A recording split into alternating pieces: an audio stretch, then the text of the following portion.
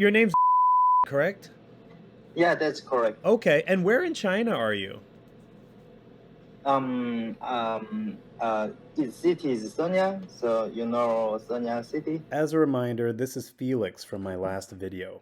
After some persistent prodding from my end, Felix finally admitted to being a scammer candidate based in China, specifically in Sunyang, China, which is about 400 miles east of the world-famous Wuhan. Today, Felix has agreed to share with me all the dirty details of how this scam operation actually works. So I'm curious, this type of operation where they tell people, hey, you're in China, but you have to tell people that you're in the US, so they pay you a US salary, right? Um, Yeah, h- that's right. how many people at your company are doing that? So actually, I have some friends, so around 4 people. Yep, and one of them is creeping around right behind you, Felix. What is the salary in China? Because when I Googled it, it said a software engineer's salary is about 246,000 RMB or yuan. Is that true? Is it more? Is it less? Yes, so actually, let me talk about USD currency. So it around, in general, it around 3 or 4,000 per month. Okay. And for you, you can do many American jobs at the same time, correct? Yeah, I have some. Yeah, Yeah. So how many can you do at once? Like three, four, five? How many jobs can you have at one time?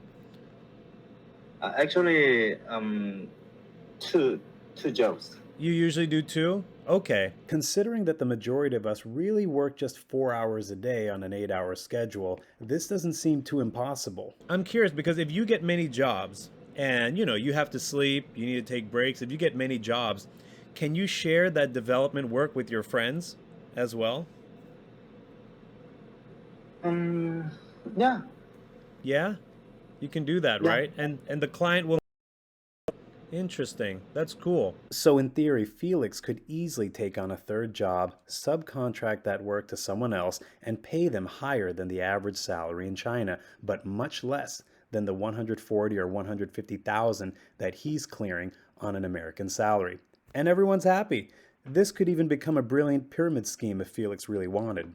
The companies, the clients that you support, is it only US companies or do you do Canadian, European, Australian companies too, or only American?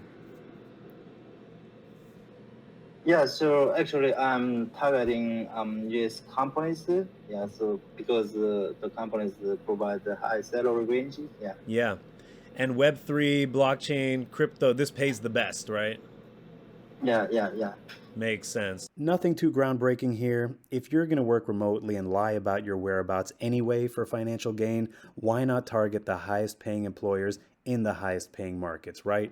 So how long have you been doing this? Is it since COVID? Because everyone's working remotely since COVID? Is that what it is? Yeah, so it's around 4 years. Yeah.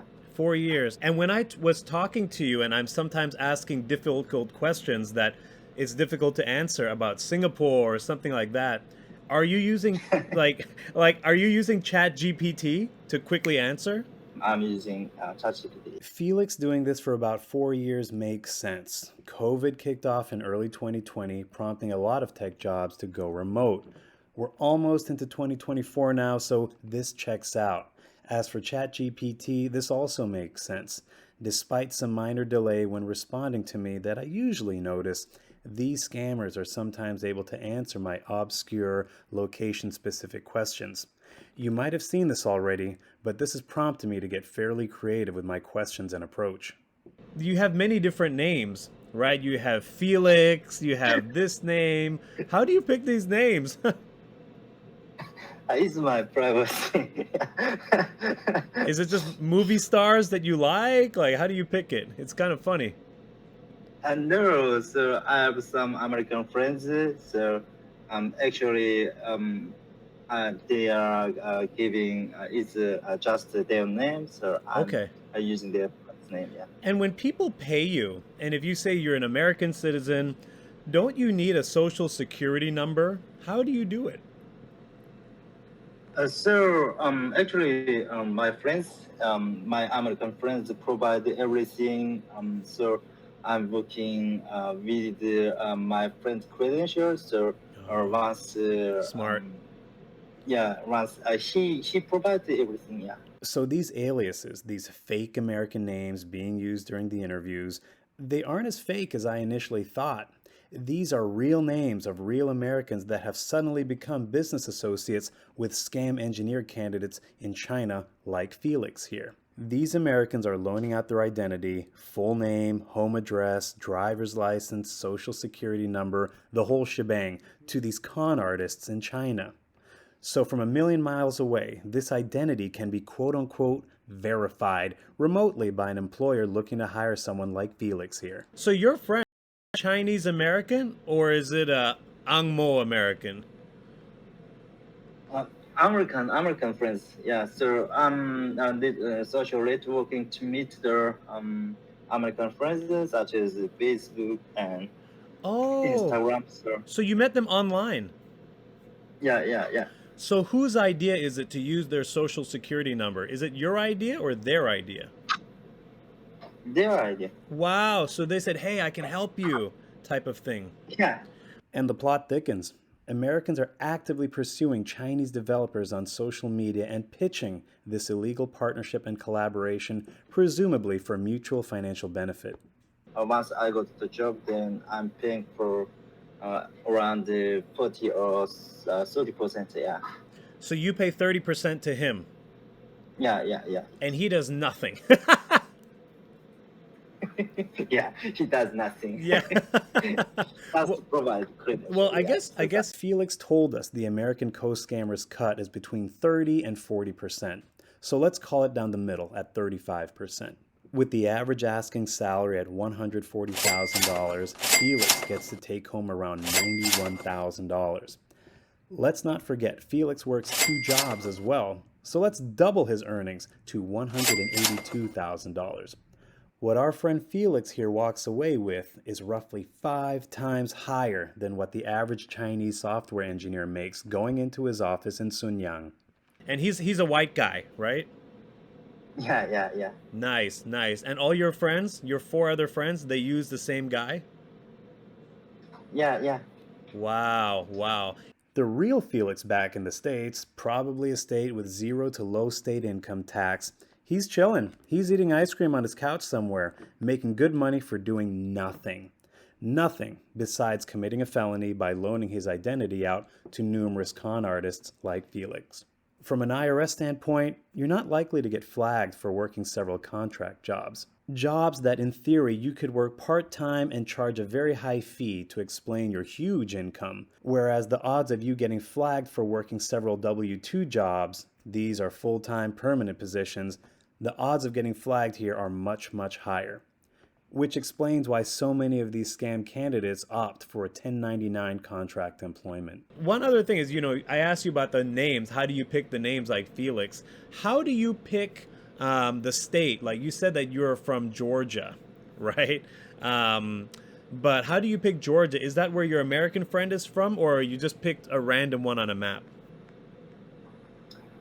Yeah, so once I meet Felix on Facebook, so I have suggested my idea, and he also agreed my suggestion. Yeah, so we have make a partnership. Yeah, So he lives in Georgia, right?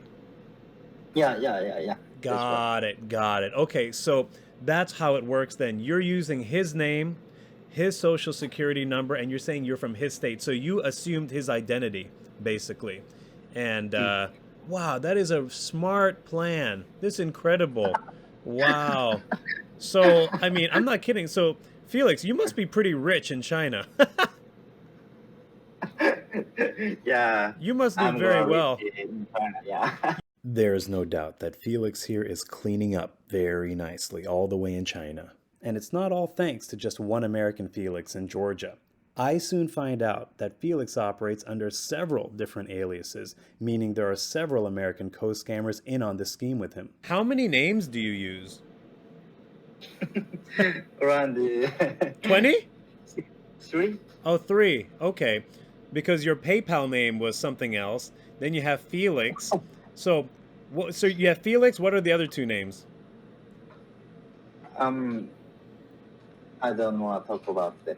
Understandably, Felix doesn't want to take things too far here. He doesn't want to find himself in any hot water. I get it. He's already shared so much with me, I'd rather just be grateful rather than push the envelope further. So I decided best to respect his boundaries. Besides me, right? When I said, "Hey, Felix, I don't believe you that you lived in Singapore," does anybody else behave like me where they say, "Hey, I don't believe you"? Anybody else say that to you? Actually, most of companies don't asking in details. So just once provide my resume, then they are just asking provide document. Yeah. So Oh, okay. So that's it. They ask you to provide the documentation, which is Felix, and then once you provide it, you're done. yeah. Amazing. And do they ever ask to meet you in person, for coffee, for office, and you just say, "Oh, I cannot. I have family problems, family issues." Yeah. Is that what happens? Family issues. Family problem. Okay, got it. Because it is enough. Nice, nice. Shows. Okay, nice. Very interesting. Who's that? Your friend? Is your friend Yeah. there? That's my friend. Does he do similar work as you? Yeah, he is developing mobile application. Okay. And is he similar to you where he tells other people that he's in the US and then they pay him American salary? Is it the same for him? Mm. Nice, nice. Companies just aren't conducting the appropriate due diligence here, making it super easy for scams like these to take place. Interviewers just aren't trained to detect or even question any of these red flags or inconsistencies that we've witnessed in the past 10 interviews that I've uploaded. And this leads employers to getting duped and becoming complicit in this identity fraud scheme, which is very much a felony. I might have more questions in the future, but this is very helpful. This is 30 minutes today. I'll book another 30 minutes with you another time. We'll Thanks. chat more later, okay? Okay. Hey, thank you, my for friend. having me. Take care. Bye-bye. Okay. Even though Felix's scammer colleague's face is blurred here, I saw his expression clear as day, and he looked pretty darn suspicious of my conversation with Felix. I don't know what was said or signaled to Felix beyond my line of vision, but I began to notice a nervous vibe from Felix shortly thereafter, right as we were coming up on our allotted 30 minutes. So I thought it best to wrap up today's session with the hope that there would be other fact-finding sessions to follow in the future. But despite numerous follow-up attempts, I never heard from Felix again. I'm still super grateful for his time, and I hope this is helpful to you, the viewers, in some way, shape, or form. Thanks for watching. Looking forward to your thoughts and questions in the comment section.